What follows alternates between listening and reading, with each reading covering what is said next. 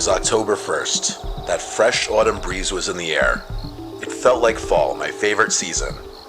It was my boyfriend Carter and I's first fall living together in our new home. I wanted to surprise Carter by decorating the place with fall and Halloween-themed decorations before he got home from work one day. I thought it would be cute. I bought a few things from a nearby Marshall's and a few other stores, and I also looked on different apps and websites, most notably Facebook Marketplace. I simply typed in fall decorations, and one listing really caught my attention. It was a picture of a big green plastic container, which contained a bunch of fall decorations. I clicked on it for more details, and more or less it said everything must go, entire container of fall-themed decorations for sale for cheap. The price was only $20. It was a steal if that entire big container was full of decorations. At the bottom of the ad, it also said, selling other stuff, clearing out house, everything must go. Check my profile. So I clicked his profile and looked at some of the other listings he had. There was a weird assortment of things this guy was selling. An allegedly new iPhone for $700, a few articles of women's clothing, and Christmas decorations.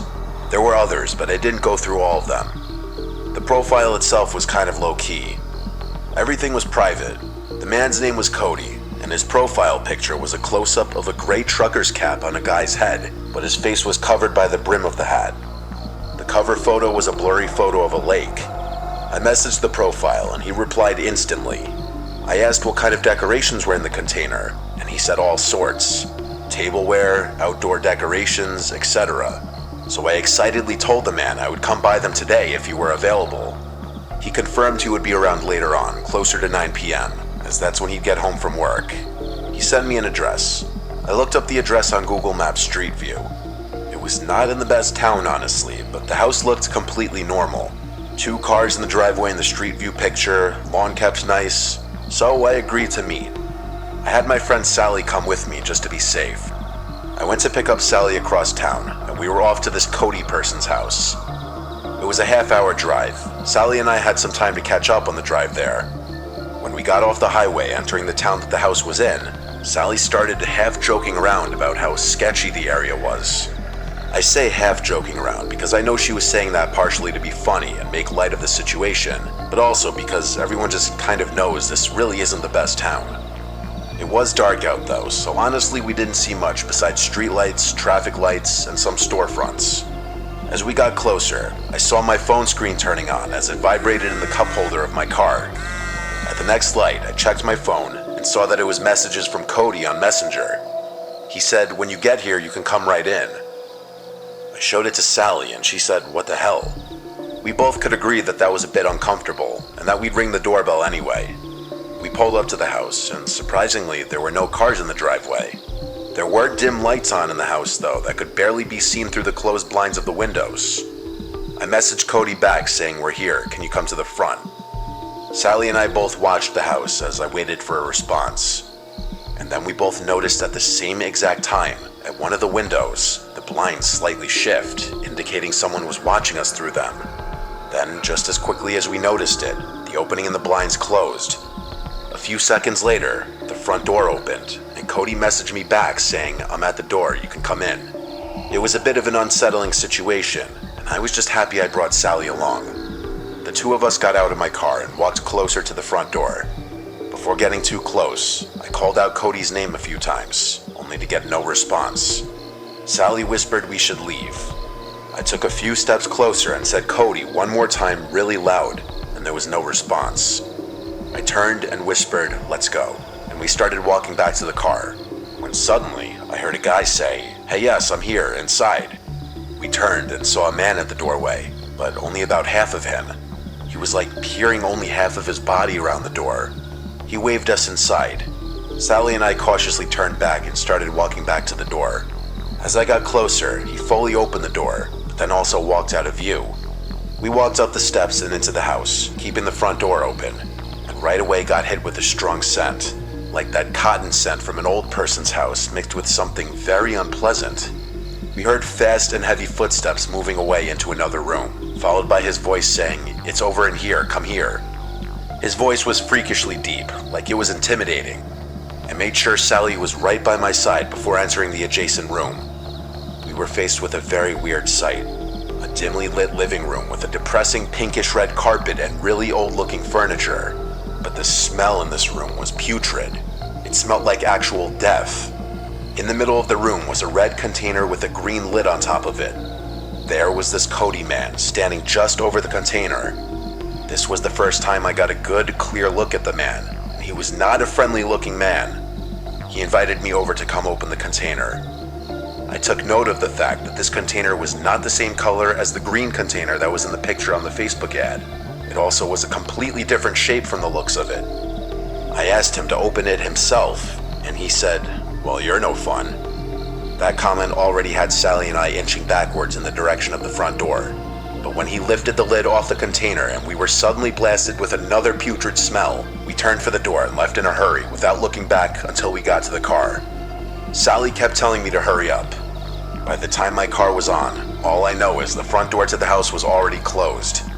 I don't know if he was watching us through the window again. We were gone very quickly. We never actually saw what was in that container. It was definitely not decorations, though. After telling Carter about all of this, he asked for the address of the place, and I told him not to go there. He assured me he wouldn't, he just wanted to look up the house, so I gave it to him. The next day, he returned home later than usual from work, and he told me he stopped by the house, and an older woman answered the door, insisting that she lives there alone. He knew I wasn't lying though, because I showed him all the Facebook messages with the guy, which included the address. Upon looking up the records of that address, it does list the owner as a woman in her late 60s. This was an incredibly disturbing and unexplainable experience. From now on, when buying stuff online, I avoid going to people's houses.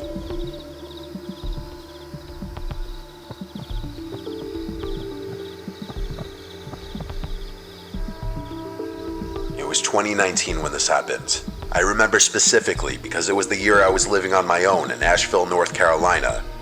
I moved here for a temporary job, and it was an excuse for me to live on my own for the first time. I was 22 years old and just out of college. I had an apartment in downtown. I could walk to most things I needed, but I also had my car for when I wanted to branch out or venture out of town. The thing I loved about Asheville and North Carolina in general was the sheer amount of hiking trails. I'd been to many around town, but one I hadn't been to was DuPont State Forest. One day I decided to go. The drive was just under an hour from Asheville. It was a random Wednesday in October. The leaves were starting to change, and it was the perfect time for a hike. I didn't have work that day, and it being a work day for everyone else, it meant I'd probably have the trails all to myself. I got to the parking area for the park, and I found where one of the trails began. I walked for a while, and the trail was serene. I was the only one out there that day. It was a cloudy day, and we'd been getting a lot of rain that week, which was more of a reason I wanted to go, because the trail would lead to some nice waterfalls called Triple Falls and High Falls, and the waterfalls would be more impressive after a few days of rainfall. I only had to hike about 0.4 miles before getting to the Triple Falls, which was a really cool sight. A little piece of trivia, a scene in the Hunger Games was filmed at this waterfall. I took a few videos and pictures as I sat on a rock for a bit. I noticed a woman in the woods on the trail. She was looking at me. I waved at her, trying to be polite. Then she just turned around and slowly walked deeper into the woods until she was out of sight. Not really something I gave a second thought to. Anyway, I wasn't tired yet. I had literally just started hiking, so I didn't sit for too long. I got up and headed back to the trail. I didn't want to try climbing the rocks of the waterfall because they were incredibly slippery. I continued to ascend up the trail and eventually came to the higher point of the falls called High Falls. I took a few more videos and pictures here and sat on another dry rock for a bit. I swear I felt a sense of deja vu when I saw that woman again in the woods by the trail. Once again, she was staring me down. I didn't wave this time. I instead looked down at my phone, pretending not to notice or care. I couldn't help but glance up after like 10 seconds, and now she was gone. If I had to guess, the woman was like 55. She had short, grayish blonde hair from the looks of it. But again, she was pretty far away, so this was all just what I saw of her from a distance. I didn't see which way she went, but whatever way it was, I wanted to go the opposite. I kept walking the direction I'd been walking, and eventually came to another landmark of the trail, the covered bridge. I once again stopped here to take a scenic video and a few photos. I drank a bit of my water, and then looked at the end of the bridge from the side I had just walked from. I saw that woman. I swear I didn't see her there before I started taking videos and pictures. I also didn't hear anyone walking behind me. She was once again staring right at me as if I were doing something wrong. I was getting annoyed. I started walking over to her and said, "Excuse me," but she just turned around and started walking away. Actually, the speed at which she was walking away for someone at her age was unsettling. I almost felt concern at the possibility that she may have been somebody with special needs that needed help, but I didn't convince myself to go chasing after her. I just leaned on the edge of the bridge for a few minutes before deciding to turn back. I had already been hiking for about 45 minutes, and it would take another 45 to get back down to the car. Walking back down the trail I came, in the direction that woman had gone, I passed a younger woman walking her dog, so I decided to stop her and ask if she'd seen an older woman pass by. She said no, and just trying to make conversation about it, talk to somebody about it, I told her how I kept seeing that woman popping out of nowhere and looking at me, then just walking off. She laughed and said that's really strange.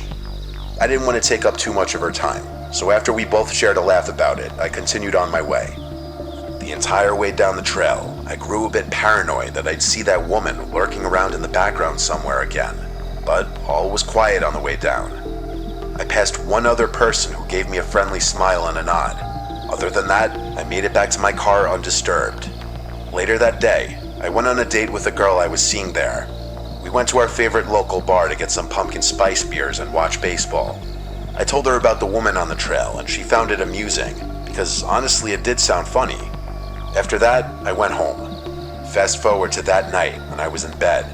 I hardly ever wake up in the middle of the night. I'm a pretty heavy sleeper normally, so me waking up in the middle of the night in the dark was unusual. I was still coming to when I heard something at the foot of my bed. I looked up and saw the figure of a woman at the foot of my bed. I felt as though my insides had just fallen out of my body.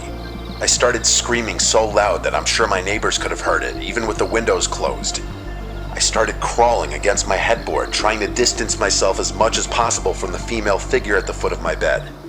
Then she just turned and walked out of the room. I stopped screaming now, more so trying to just catch my breath and slow my rapidly beating heart. I flicked on the lamp and started shouting, "Who's there?" I listened, but there was dead silence. I grabbed the knife I had in the nightstand next to my bed and jumped out of bed. I flicked on every light switch I passed until the entire apartment was lit up. There was no one there, not in the closets, not behind a couch, not under any beds, so I called my father. I didn't know what else to do. I needed to share what just happened with somebody. My father groggily picked up the phone, and after explaining to him, he said I must have hallucinated it while I was still in my half-asleep state. He said I wasn't fully awake yet, and so I could have been seeing things. I knew deep down he was probably right, but it didn't make the image I saw any less real-looking or horrifying. And then I told him about the woman in the park, and how the figure at my bed actually resembled her. He said if anything, that further proves his point that my brain conjured up a familiar image from earlier that day. Somehow, I went back to sleep that night, with my bedroom door barricaded with my dresser just in case. It wasn't until 2 days later that I heard from my mom that her sister in Germany died. I'd never met my aunt. She'd been basically estranged from my mom, as she hadn't left Germany in over 25 years.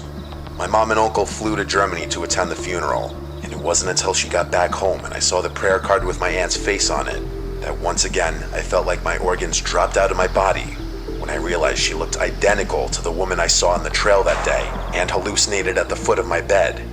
This story shook my whole family, especially because I told my dad about all of it and the hallucination before we even got news of my aunt's passing. I was born a Catholic, but never found myself to be super religious after confirmation. But goddamn, does this really send shivers down my spine and make me question what exactly I believe in.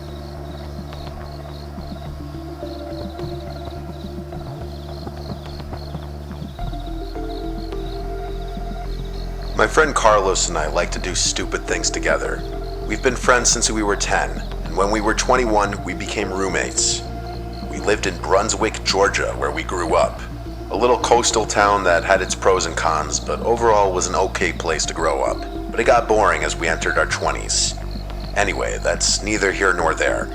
While we did live there, we knew about a creepy looking house that differed from the rest of the houses in town, and that it looked like it was built in a different century.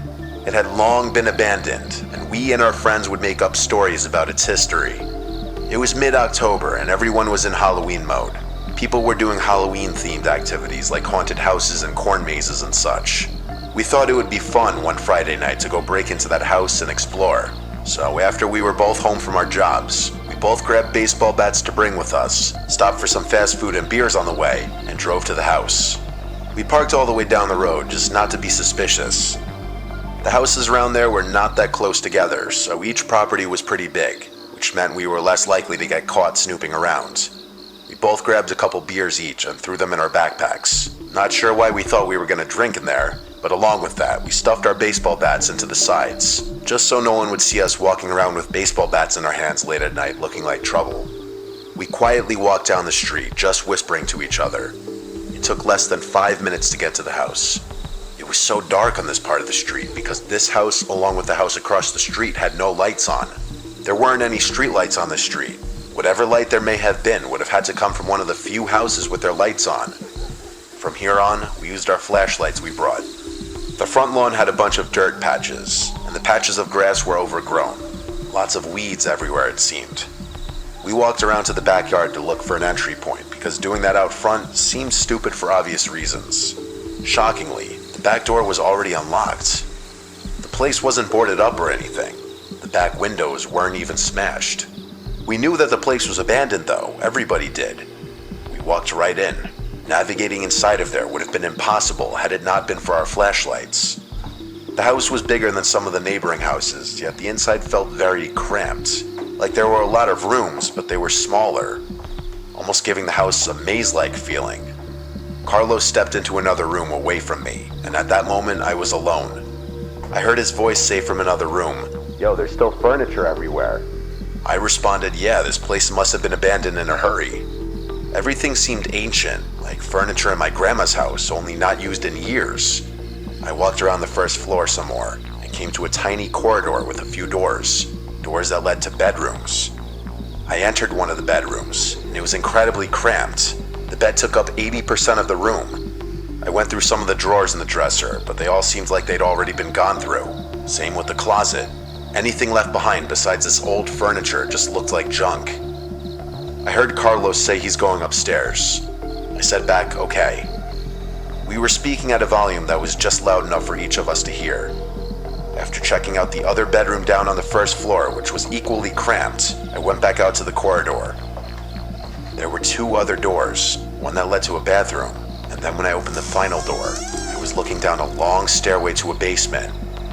I decided, fuck it, I'm walking down. I started descending the steps, each step squeaking and cracking under my weight. I got about halfway down the steps when I realized there was a faint glow coming from down there. I turned off my flashlight, and yes, there was still a little faint glow coming from down there. I should have turned and left in that moment like any normal person, but I do stupid things. Like I die first in a horror movie, most likely. I continued down the stairs with my flashlight off, and when I got to the bottom, I looked around the walls separating the stairs from the rest of the basement, and I saw what was just barely lighting up the room. It was two tall candles sitting on a table, but that wasn't the first thing I noticed.